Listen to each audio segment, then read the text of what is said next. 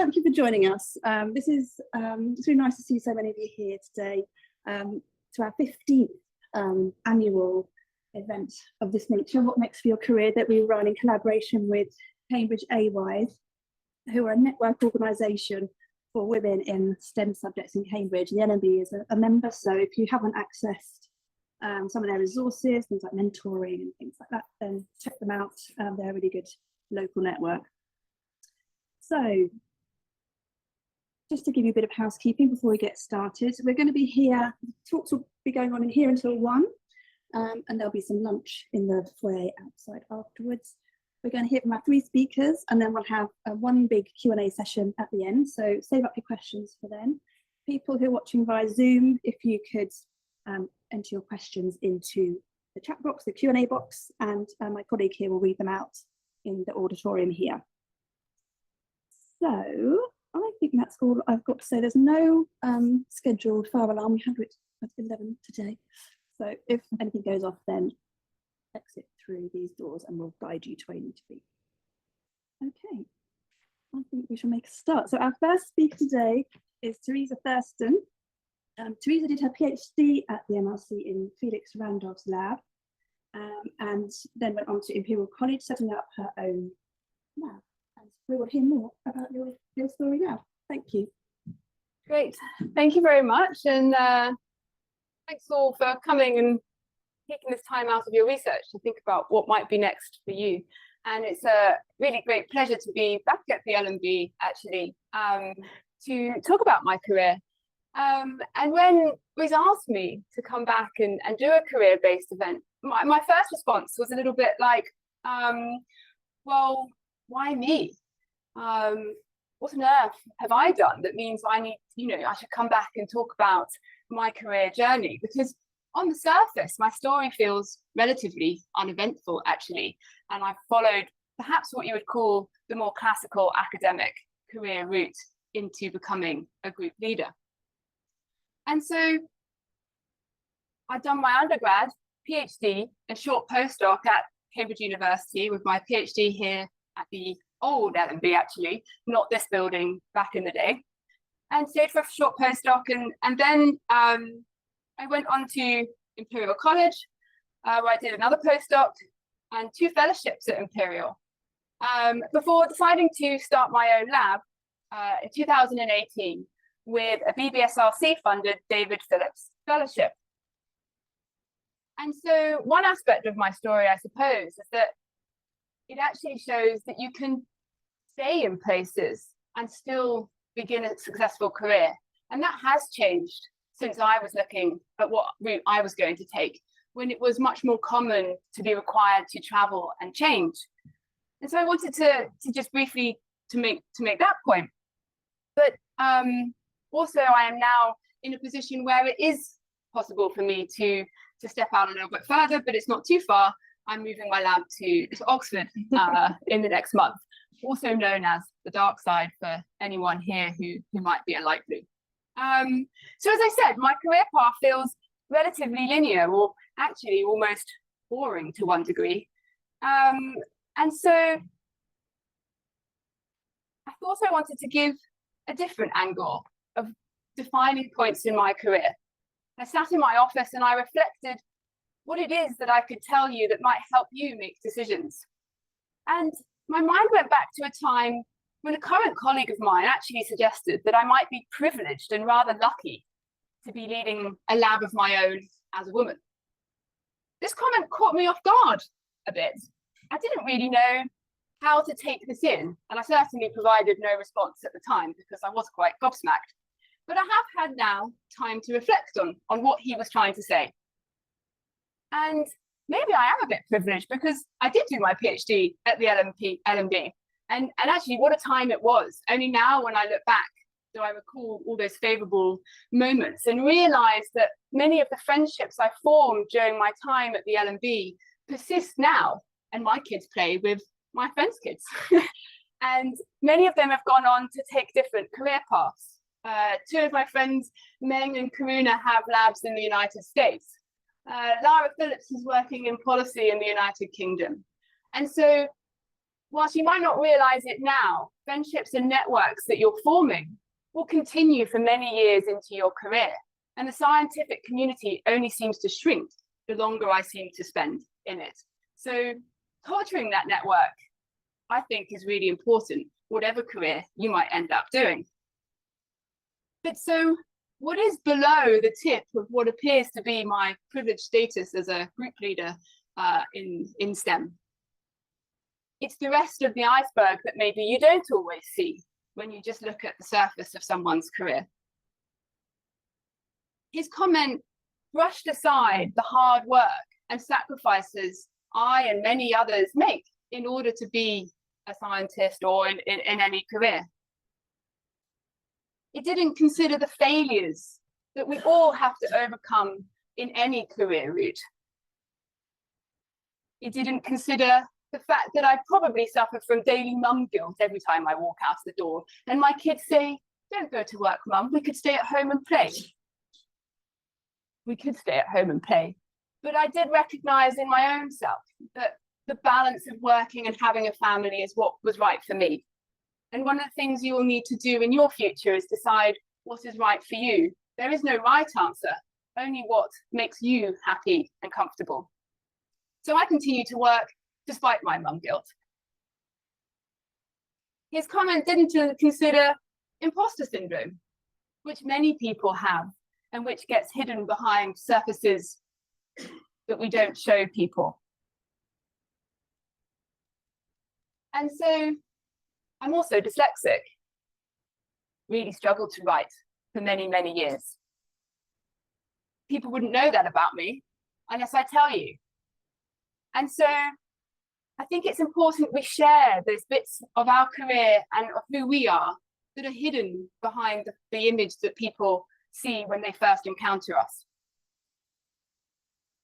Because by sharing our experiences, you will now know in the future or now if you experience imposter syndrome or mum guilt or failure that you aren't alone. And not being alone is definitely key in the academic route or in any career. And so I really wanted to start talking a bit more in detail about mentorship. And I've been very fortunate to have several really key mentors throughout different stages of my career. So I did my PhD with Felix Rando. And he taught me several things. He taught me to think big, to never give up, to question what my scientific results meant. And perhaps most importantly, he taught me that I should split my cells every Sunday night, because if your cells aren't happy, your experiments won't go well. He was right. But it was still a painful journey on a Sunday evening. So Felix really started to shape me as a scientist. And I gradually realized during my PhD that what I wanted to be was an academic. I looked up to him. I didn't understand how he knew so much. And it took me a long time to realize that he himself had been through a journey of learning and support, and that he was gradually passing this experience on to me. And so he continually asked me, what are you going to do next? And aside from the fact that I started to get the impression that he thought it was time I left his lab, I really did start to think what I wanted to do next. And so at the age of 24, I left the LMB and arrived at Imperial to work with David Holden. And so whilst in Felix's lab, we studied how the host cell is responding to incoming invading pathogens like bacteria. In David Holden's lab, I was going to look at the other side. I was going to understand what makes a pathogen. Why can it cause disease? How does it manipulate the host cell in which it sits so that it causes an infection? So David didn't only teach me that bacterial gene names are written in italics, he also taught me many more important skills. He taught me how to pour an agar plate, because at the LMB I was definitely privileged. He taught me how to pour an STS page gel, but my skills were still lacking. But perhaps the most important lesson I learned from David was how to write, because he went beyond telling me that I wasn't able to write well, he explained to me the importance of having a broad set of skills. That being good at the bench, or less good at Western blots, wasn't enough in order to have the academic career that I aspired to. He explained to me that I had to be able to communicate my research to lay audiences, to scientists, and also in scientific writing. And there is a way in which we write science. So he sat me down one day when it was time to write my paper, and he said, "Don't worry, I'm going to help you. You will sit in my office, and it's quite normal to spend 30 minutes on each sentence." This was revolutionary. This is where I was going wrong. I was not spending 30 minutes on each sentence. I did then carry out a quick mental calculation that I was probably about to spend the next 6 weeks in my boss's office from 9 till 5. This was quite alarming. But through this process and several years later, I now realize that Felix and David were more than my supervisor and more than my boss. They were my mentors. They invested their time and effort in me and in many others. And this was something that was far beyond any written job description. It was more important than my skills in learning how to pour an agar plate. They were really shaping me and enabling me to become an academic. And mentors are not only those people who might be your supervisors. They can be informal mentors as well. And perhaps one of my most influential mentors has been Sophie Helene. Sophie was a postdoc a few years ahead of me in David's lab when I started. And she showed me something incredible. She showed me how to have a family and a career. She showed me what was possible, how to make sacrifices and how to make decisions, and what was important to me as I built my career. So she said, there is no right time to have a baby, just a time when it happens. And then you adjust. And with the support of mentors and your family and your friends, you can adjust so that you can have two things, your career and your family. And so through these mentors, I learned a series of principles, I suppose, that have helped me in every career stage and every decision-making step. I learned what my limits are, how many Western blots I can run in a week, but also when I should say no to something, when something is too much for me to take on at that particular time, or when it wouldn't add anything to what I already am doing. I learned to understand what my strengths are, and we can't have strengths in every aspect of the career, the skill set that we need.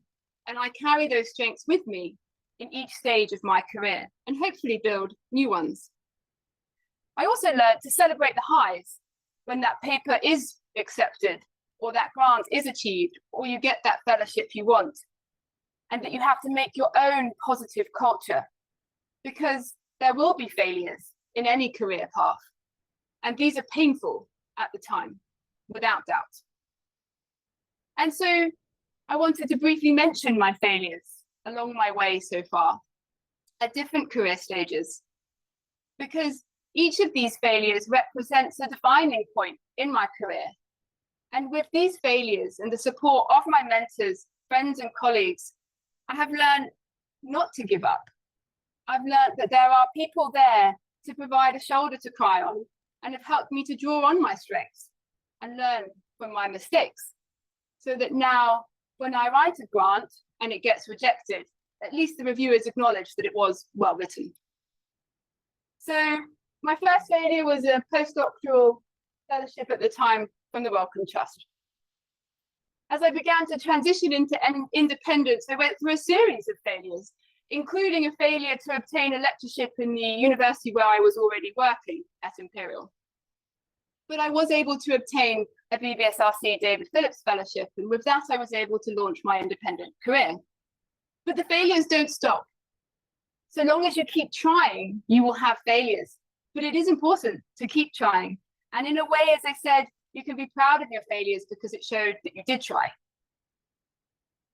And so I suppose if I was to give only one piece of advice, something that I feel is that if you find a mentor that understands you and supports you, it is perhaps one of the most important aspects of a career, or at least for me, it has been changing, because it means that the career comes with support and friendship as well over many years.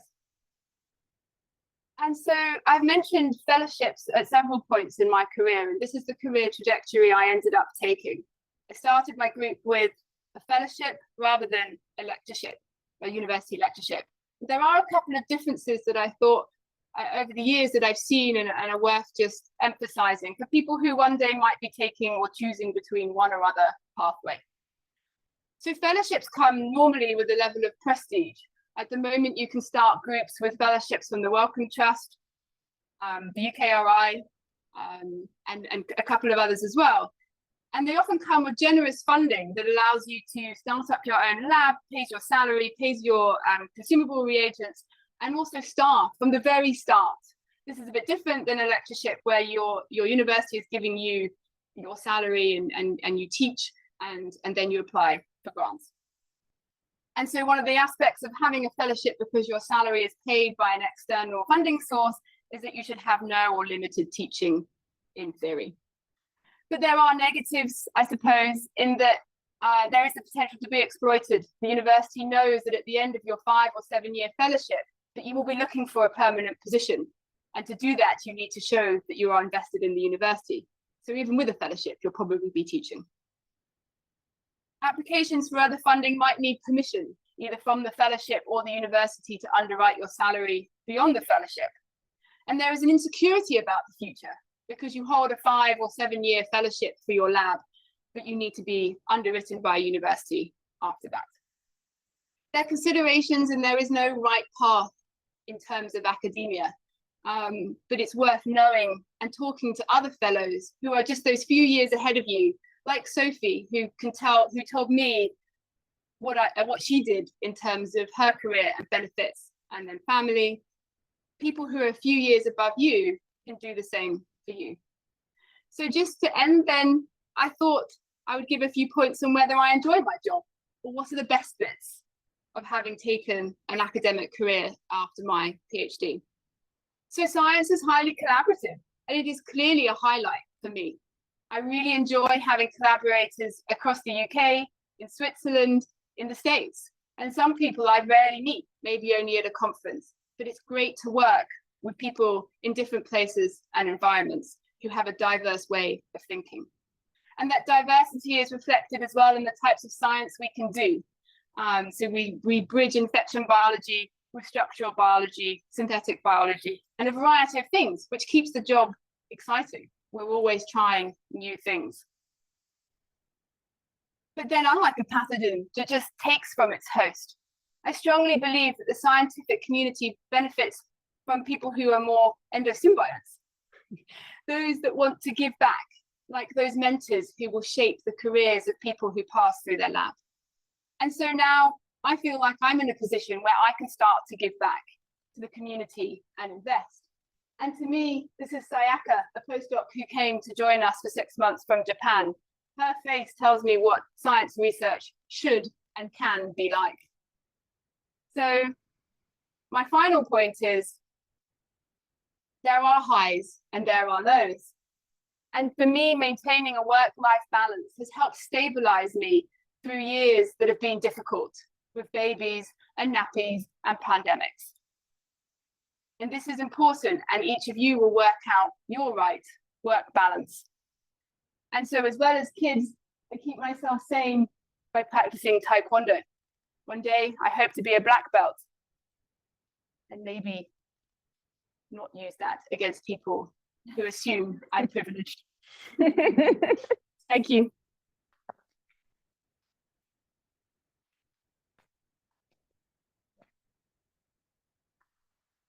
Are you plugging in? Yeah. Thank you. Thank you for sharing some of your challenges and ideas. Thank you. It's a really important part of our journey. So we've heard from Teresa, who has followed an academic career. Now our next two speakers we're going to hear from people who have using their sites in different ways. And next speaker is Soudabeh, who joined the LMB as a postdoc in 2015 in the neurobiology division, and has recently, a couple of years ago, joined AstraZeneca. Soudabeh will tell us all about it. We've done a bit of talking about it.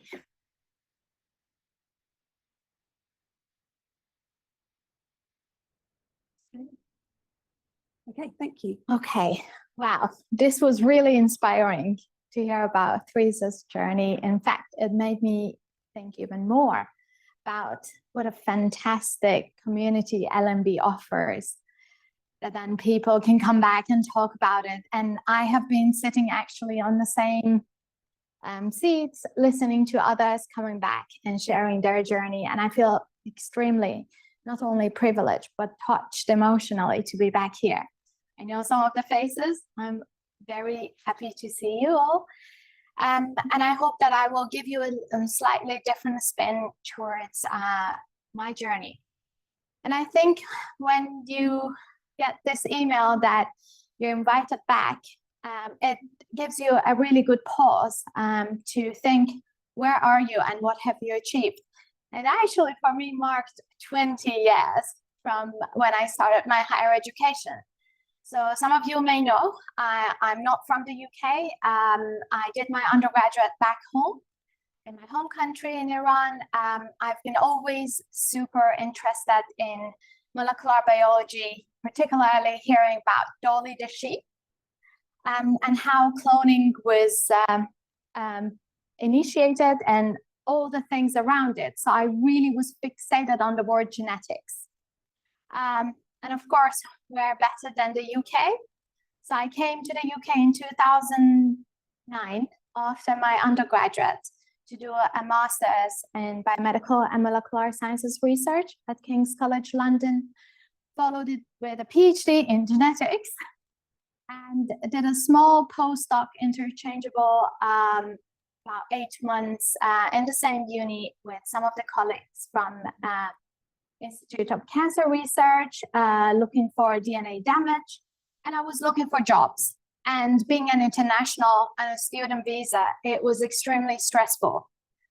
Almost all the doors were closed. And to be offered a job across the globe in the US, but then be rejected because of all the background checks, it was quite eye-opening for me. And I felt, you know what, UK is still my #1 choice. It's an extremely diverse community. Everyone is very open and friendly, and I've never felt that I'm alone. So I got a job interview at the LMB. I was very naive. I didn't know what a wonderful place here is. I had my interview in neurobiology division in the lab of Dr. Rebecca Taylor, and I was offered the job. So I went from feeling that maybe I have to pack and go back to Iran to, oh my God, I got the career development fellow postdoc position, and I moved to Cambridge from very far away London. I was here for 7 years, and those 7 years working on neurodegenerative diseases, aging, using C. elegans model organism.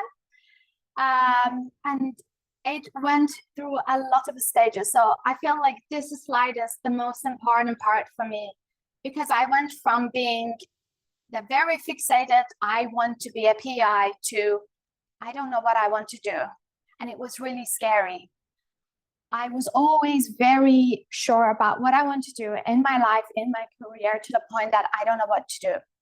So I started looking for different opportunities and avenues. I started doing small teachings. I became a part of the STEM ambassador team at the LMB, as well as being independently doing these activities.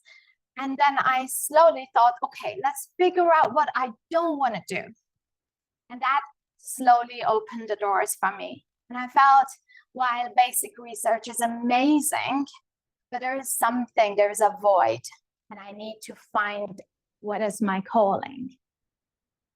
7 years later, I found my calling, and I figured that actually I think I need to make that switch to the other side and I go to pharma. So I joined AstraZeneca as a molecular diagnostic science manager. And in parallel, I continued my journey of being a part of Cambridge University team. So I'm an official fellow at Girton College. But keep it with asterisks that I applied to AstraZeneca 17 times and twice for the same job in the team that I'm working. That means nothing is impossible. Every time I took back the feedback and I emailed very, very long emails, and my now line manager told me, we were impressed how persistent you were, but in a good way, because I wanted to find the gaps. I wanted to find the areas with opportunities to grow. So don't be disappointed. So I'm in precision medicine, and it sounds super fancy and trendy these days in pharma, but what does it mean? It means targeting the right medicine to the right patient at the right time. And it is indeed a very critical part of AstraZeneca's approach to drug discovery. So I hung up my lab coat. In fact, I have my lab coat from LMB at home, but I washed it, I hung it up, and I no longer am in a lab. So the laptop that I've brought today is basically my world to my work. And it is extremely collaborative across the globe. So from morning to evening, I will be talking and being in interactions with different stakeholders within the company and outside. So the precision medicine approach is indeed an innovative approach for tailoring disease treatment and prevention. It allows doctors, researchers to more accurately predict which treatments are more likely to work with a patient. So reducing that trial and error and risk to patient safety. And it looks into the individual's genetic and molecular makeup and environment, as well as the lifestyle. So again, this is how it ties into my background in genetics and molecular biology. And I mentioned that it is extremely collaborative. It is not just within the team that I work. In fact, I have the least interaction with the other colleagues within my team because we work across diverse projects. It's mainly with other stakeholders. And the way it works is that we need to, in order to look at, let's say, certain type of cancer in oncology, we need to identify the patient, and a patient is identified through looking into the type of samples they provide. This could be a tumor tissue sample, a liquid biopsy, such as blood, urine, saliva, and then this is collected, provided by the clinicians, and it goes to identifying what is the biomarker relevant for this particular disease indication and the stage. And we have translational medicine colleagues whose role is actually quite more similar or closer to your roles in the lab. Whereas me on the other side, which kind of sit next to translational medicine colleagues, is to find what is the right assay. So what is the diagnostic test that has the correct or the best balance between specificity and selectivity. So if a test is 100% picking up a specific biomarker, may not actually be correct. And in some cases, you may have false positive. So what my role is basically to find what is the best test, what is the best diagnostic assay, and then match it to that biomarker for an upcoming clinical trial. And then once the test is adopted, it goes into the business unit colleagues, ultimately resulting in an improved patient outcome. This is a very bare slide, but it is specifically to show that the role is quite diverse and it doesn't have an actual description. So my specific type of job is in phase 3 clinical trials in late oncology. I look across lung cancer, prostate, and breast. And we work as a global team. So basically my mornings are with colleagues in Asia, particularly in China, and Europe. And then by the day passes from midday, you know that your US colleagues are awake because you have meetings with them. As I said, it is not lab-based for me anymore. Do I miss the pipette? Do I miss the qPCR machine? I do occasionally, but there was a pause. But quite similar to the LMB, actually, the new AstraZeneca disc, which is next door to you, is very much the same fish tank, which means lots of glass, so you can see colleagues working in the lab as well. And we do have some molecular diagnostic labs. I personally don't work there, but there is the opportunity.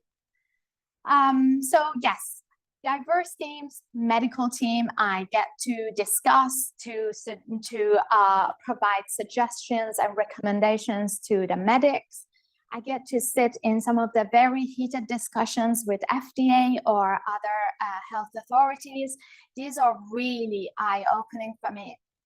It even requires a complete different language. So this is my favorite slide, because it's showing how by moving forward and stepping outside of my comfort zone, which was wearing my lab coat, being behind the doors of a lab, to actually welcome all the opportunities and risks. I'm absolutely not a risk taker. I always score in these personality tests that I'm least risk taker, but moving to pharma was an absolute massive risk. And it is making a difference, putting patient first and following science, some of the key aspects of working in AstraZeneca. Now I will quickly touch base on my other job, which started as a hobby, to be able to do some supervisions for undergraduates, and eventually, particularly because I have not been in Cambridge for my own education, it has been always a barrier to go through and to part of the colleges, go for formals. And eventually, by being just a teaching assistant, I managed to find my way. And as of last year, I'm an official fellow and tutor at Girton College, or also the furthest college in Cambridge. It is extremely rewarding to see my students go to Senate House, get their degree, despite all the tears I had to wipe throughout the year. So highly recommended, particularly for postdocs. If you get the opportunity to be a part of the college life, do that. And finally, being a STEM ambassador, Cambridge is a bubble of science.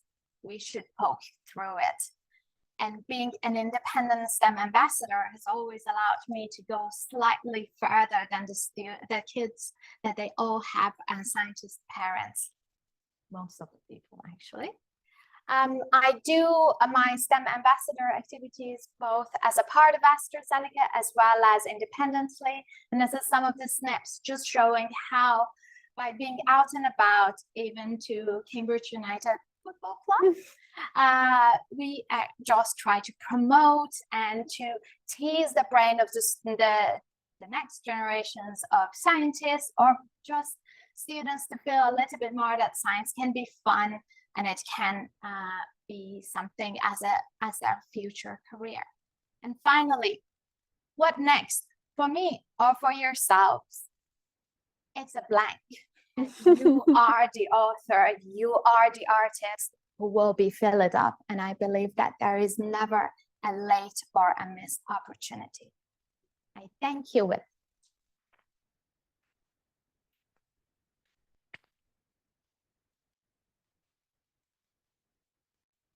Thanks, Sudi. That was great. And it was really interesting to hear sort of your thought process about, you know, what don't I like, what do I like.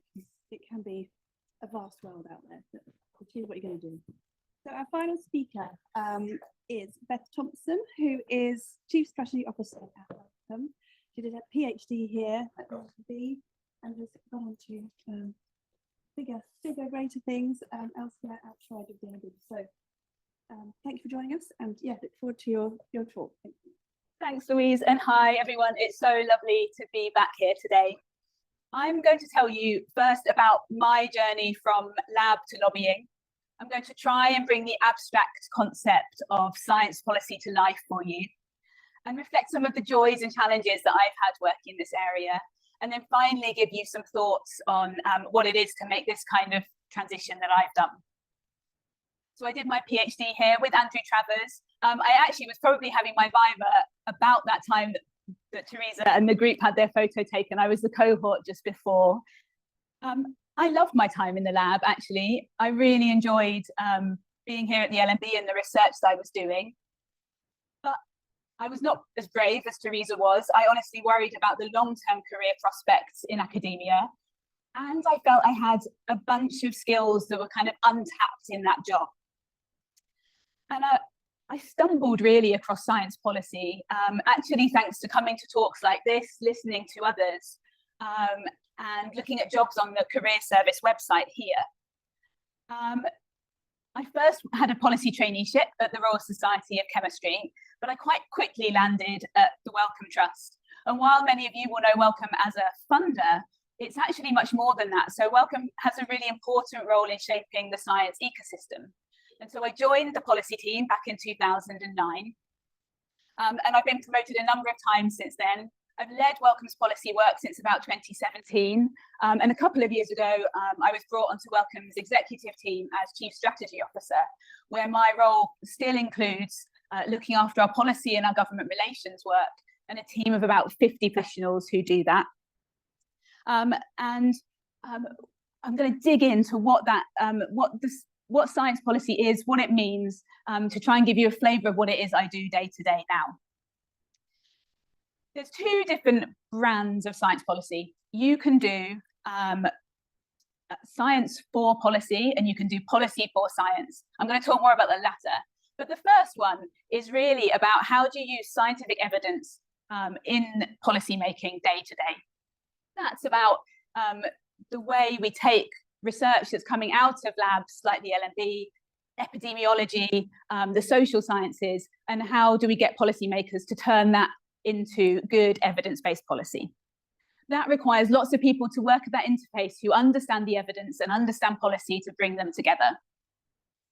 I don't work in that branch of science policy very much. I work in what I would call policy for science. So this is all about how we create a thriving environment for science.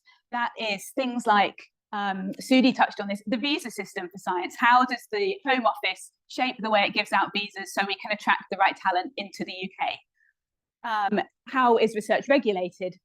How do we create bigger budgets for science and encourage the government to spend money there when they have a lot of other responsibilities? In terms of the kind of issues that I've worked on in my career, I'll give you a little flavour. So the example that I'll use most to bring some of this to life was working on the General Data Protection Regulation. So that's the annoying consents that you have to sign whenever you do anything online, whenever you sign up for new services. That regulation is dry, it is a legal text, but it actually had really important implications for how health research could be done, how health data could be used in research. And I spent 4 years working from London, but in the EU, in Brussels, working on to shape the outcome of that.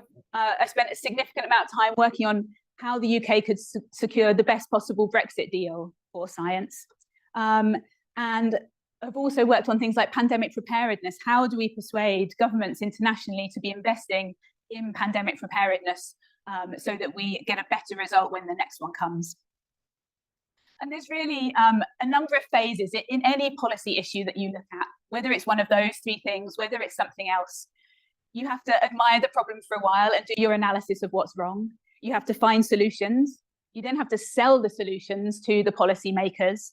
And then you have to start that cycle all over again, because you never, ever get them to believe what you want and do what you want the first time. So you then go back to your analysis and refine it.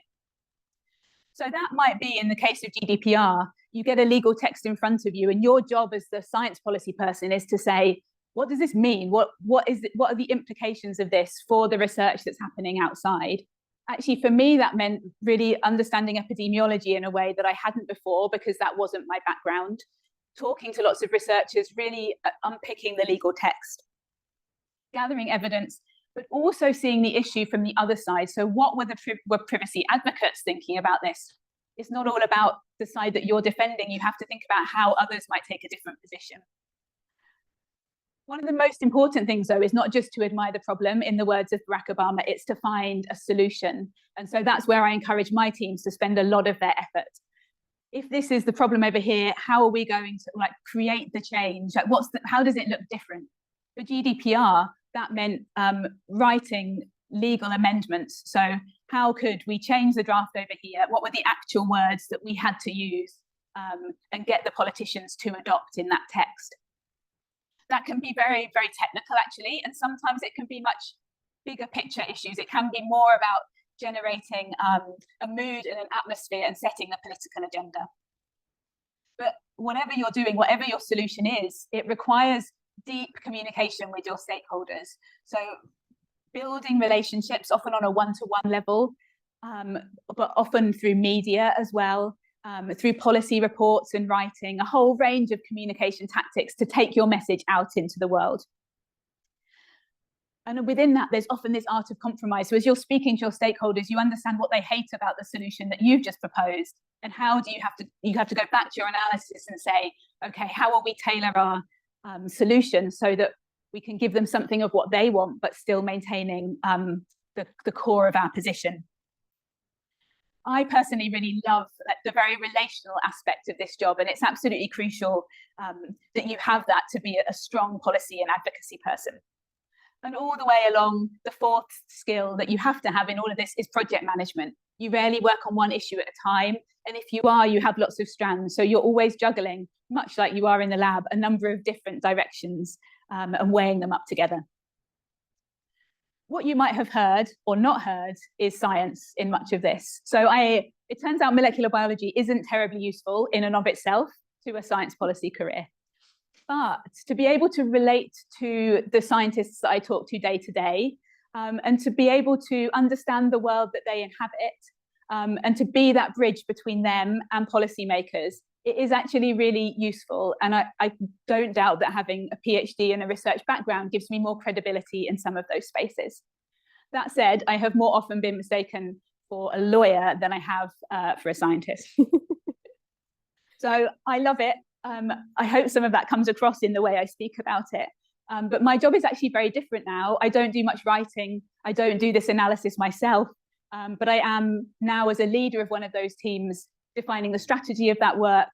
I am often the senior advocate, so they send me out on the Today programme in the mornings when we need to be fighting our case more loudly, and in the senior stakeholder meetings that we have.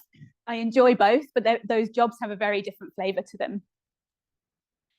So what do I love about it in particular? There's a real mental gymnastics. It takes a real agility to move between the different topics that I work on, and I find that really stimulating. I love the fact that it's also, you combine the analysis with the relationships and the way that people work and what makes them tick. And to do this well, you have to have both of those things in abundance. And actually in my current job, I really love, I love that experience of leading and feeling that I can work with this group of amazingly talented people to try and bring the best from them. And that I find rewarding every day, although often frustrating and difficult in equal measure. So this has come up in the other talks already. No career is without its challenges. So I thought I would touch on a few quick things from my career before I wrap up. First, this kind of job requires a broad skill set, and you do not have all of those skills when you enter the profession. I wouldn't have done this job if I'd known how much networking there was, if I'd understood quite how much I'd have to harangue people sometimes to get them to listen to me. I've literally chased an MP down a corridor in the Houses of Parliament, and the shy Beth, who did her PhD here, would not have felt capable of doing that. So you have to trust your ability to grow into the space that you have in a new career. On a related point, you never get anyone to listen to you first time. So you have to say the same thing again and again and again until they will listen to you. And it can be quite a grind. And in lots of ways, actually a research career sets you up really well. You know, the number of failed experiments that you have to get to the experiment that shows you what you need, and then you keep repeating to check it's the right answer. It's not so dissimilar to taking your policy message on the road and persuading other people to listen to it. But particularly recently, the third and final challenge I'd highlight is the political environment that we've been in, and an issue like Brexit, which was very politically polarized and very challenging, means that you're often, you have to hold your personal views to one side while you're taking an organizational position out to policymakers. So I couldn't have shown up in Brexit discussions that we were involved in and it been clear what my own personal view on Brexit was. I had to really push that to the back and make sure that I could talk to politicians on both sides of the debate, and both in the UK and the EU, about what we thought a good outcome looked like. And I had to do that with a credibility and a depth of thought that meant I could never be emotional about it, and I could never pick sides. And honestly, I found that really, for the years that we were working on Brexit, and it was years, quite emotionally draining to have to keep that separation. Lots of the issues we work on aren't as polarized, the debate isn't as toxic, and they're not as challenging, but certainly it is a feature of politics today that you are under some personal strain in that situation. I should say I love being close to politics. I should have known that this was the career I was coming into when at school I wrote, when we were asked to write this multidisciplinary project report, I wrote something on BSE and CJD, and specifically on the science and the politics of that and how they came together. And so someone should have looked at that and said, you are made for science policy. But it took me however many more years to work that out myself. So a couple of thoughts on lessons from my career. I was thinking as I walked in today, I've never been to the LMB in an outfit like this. So you have to be prepared to dress up a little more. More seriously, you probably have to be prepared to work in a capital. There are science policy jobs elsewhere, but there's not that many of them. So your London, your Brussels, your Washington, Geneva, there's lots of health policy jobs. But you have a fairly limited range of places you can work. Your own discipline, your own expertise is not very important to the job. So it's quite important to put that to one side and use your first policy job as a gateway. I honestly worried that going to the Royal Society of Chemistry, I didn't have enough chemistry, and walked in the door on my first day and I was like, this is not a problem. There's not much chemistry in this job. It's all fine. I could have gone to the mathematicians, I could have gone to the physicists, it would have been okay. And then when you're thinking, if this is a career you want to get into, really get under the skin of the job, try to understand it.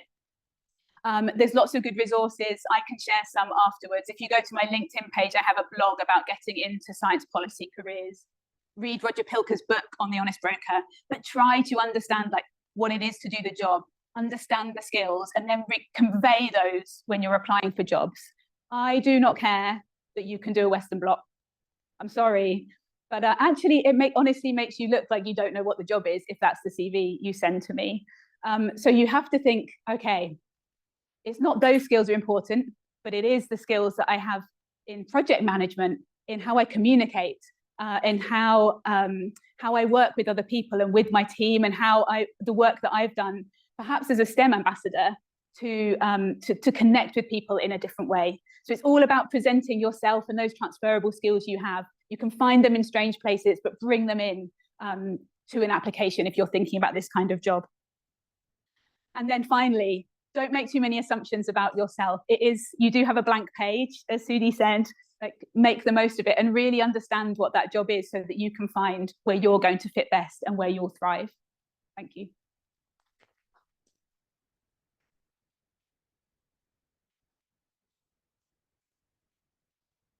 Thank you, Teresa. Fascinating. But my kind of area of interest, so I found that really fascinating. Despite not being a scientist. Okay, we have got about 10 minutes for some questions. So if I can invite the officers to come to the front. I need to press the buttons.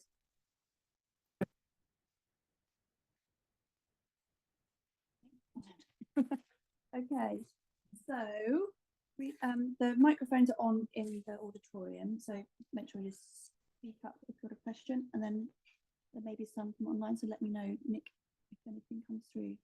Any questions? Yeah, you. Kind of to all the speakers, if you had one piece of advice you would give to kind of your earlier self when you were at the start of your career, I just wondered what that would be.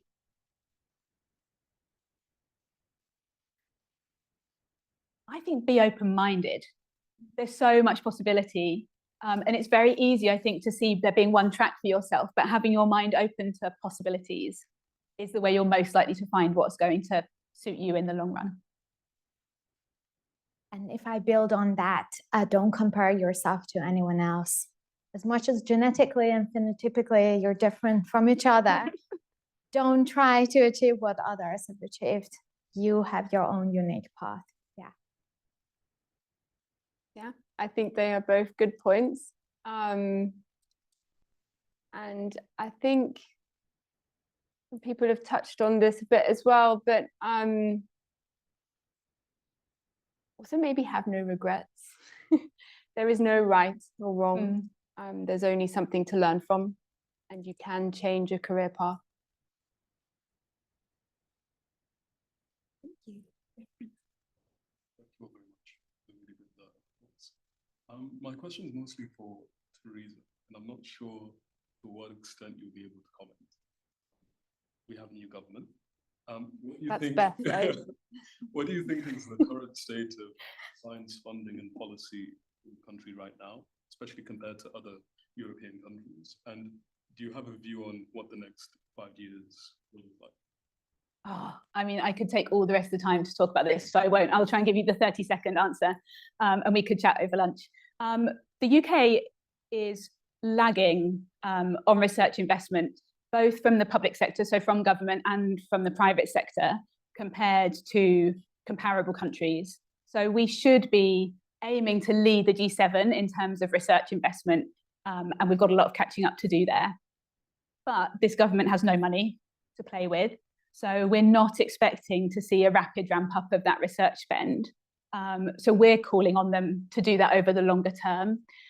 In the meantime, though, there's a lot the government can do without spending a lot of money. So that is looking at the visa system. The visa costs in the UK are absolutely staggering. To bring a family here, it costs order of magnitudes more than it does to take your family to France, to Germany. So they can sort that out. We can look at how NHS data is used to really power both the NHS itself, but also research in the life sciences. There's lots that needs to be done on infrastructure and labs. So we've got a suite of things we'd like the government to do. They have appointed a fantastic science minister. Patrick Vallance is joining Keir Starmer's team, and that signals they really mean business.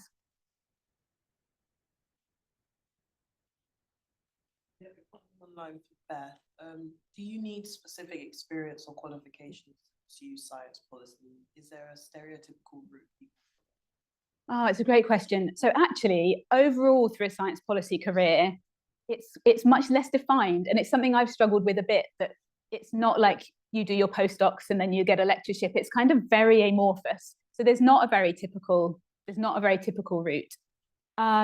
But in terms of getting into it, it's quite varied. So I have people in my team who did maths degrees, geography degrees, economics degrees, and a handful of people who did molecular biology.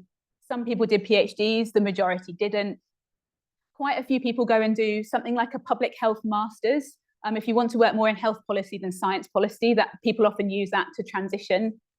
But it's quite difficult to get really specific, relevant science policy experience. Actually, at Cambridge, there's the Centre for Science and Policy, which connects policymakers and scientists. That's really worth looking at. And then there's CUSP, which is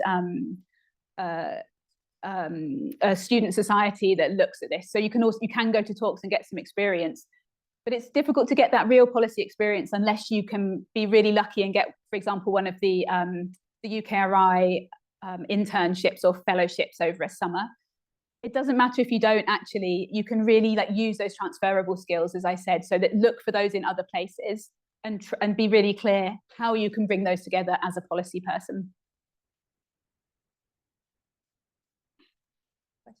Other questions in the room? So thank you. It has been very inspiring. I was wondering, I guess you answered it through the talks, but I thought maybe you could summarize it. What has been the turning point in your careers? If there have been any that switched questions or not?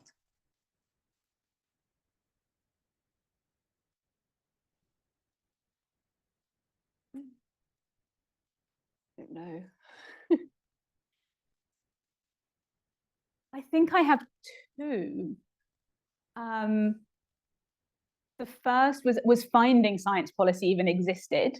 I think now it's maybe better signposted and there's more talks and things. But when I discovered it, I was like, oh, that sounds like the thing I want to do. And it was a gamble, but just discovering it felt like a real like flash of inspiration to me.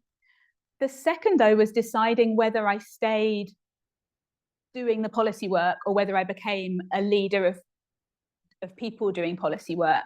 And I thought about that really consciously because I wasn't sure how I would feel when I was really quite far removed from the work itself. And I think that comes across whatever career you go down, actually, that feels like a transition that you make at some point. And it's one that I've really embraced and I enjoy, but it was, I certainly tried to do that as a conscious choice. I have something to add to sort of a decision process, I suppose, that I have only recently come to really appreciate. And that probably is the culture of where one works. Mm-hmm. And I think that doesn't matter which career path you're looking to take. But it wasn't something I ever questioned when I was younger. I chose my postdoc lab based on the science. And fortuitously, I also then landed a very good mentor and in a very positive research culture. But only now I realize that that isn't always the case. And that when you go for interviews and when you go to new environments, the research culture makes a really big difference.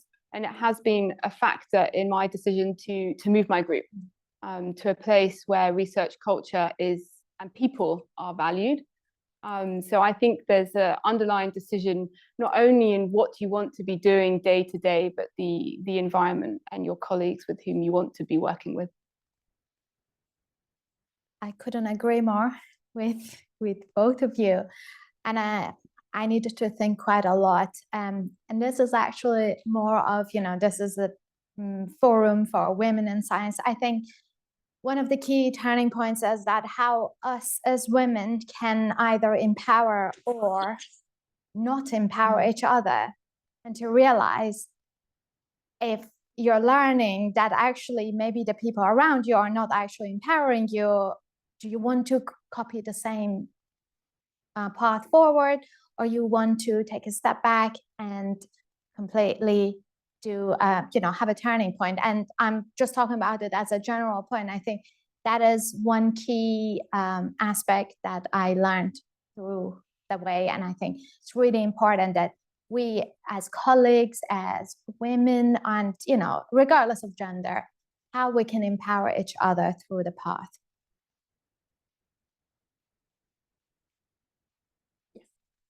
Hi, thank you. I'm a question to Teresa. I'm not very familiar with the system, but what I do hear a lot is that people need to move between places. And as you have now family and obviously kids and partners that work somewhere, so that's probably really challenging. So if you maybe can comment, is there, I guess my question is do you have to move? Do you choose to move? Are you worried that you'll have to move again after you move, from Cambridge to Oxford? It's not that far, but it's still changing the life of the family. Yeah, it's a really important question, I think, and I touched on it in my talk. I think it's changing. This notion that you have to be in a different place, especially, I suppose, as you transition through independence from your previous supervisor or mentor, to demonstrate that you yourself can lead a team, is gradually changing. But so I think the funders' approach now is often to outright ask for justification if you are staying in the same place where you did, say, your postdoc. So for me, when I applied in 2017, and I was staying where I had already done my postdoc, actually on the same floor as where my mentor was, in a few hundred words, I had to justify why, for me, that needed to be the case. And that's quite, I think, an individual aspect of people's career.